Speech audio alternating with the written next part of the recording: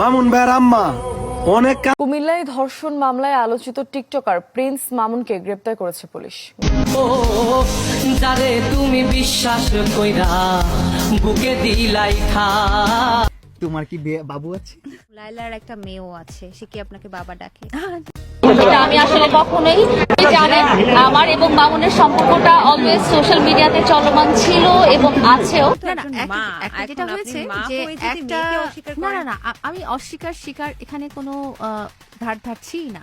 তারা আমার ব্যাকগ্রাউন্ডটাও জানেন যে আমি আসলে একটা ব্রোকেন সংসার থেকে এসেছিলাম। যদি মামুন নির্দোষ হয়, মামুন ছাড়া পাবে আদালতের মাধ্যমে। যে দোষী হবে তার বিরুদ্ধেই আমরা রিপোর্ট দিব।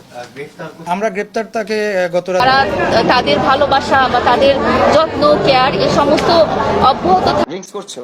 সে দুইটা কন্ডিশন দিছে যে 90 লাখ টাকা দিতে হবে, না হলে আমার সাথে থাকতে হবে। ওর বাসায় যে কার্যকলাপগুলো হতো, ওর বাসায় যে সমস্ত মানুষগুলো আসা যাওয়া করতো, এগুলো আমি অ্যাকসেপ্ট করতে পারতাম না। ছিল তার কমিটমেন্ট ছিল কিনা, সেই প্রলোভনের মাধ্যমে তাদের মধ্যে সম্পর্ক হয়েছে কিনা, এটাই তো আমরা যাচাই করে দেখবো। সত্যের জয় হবে। গতকাল আমরা সে কুমিল্লা থেকে ঢাকার পথে রওনা দেওয়ার পথে আমরা অ্যারেস্ট করি কুমিল্লা।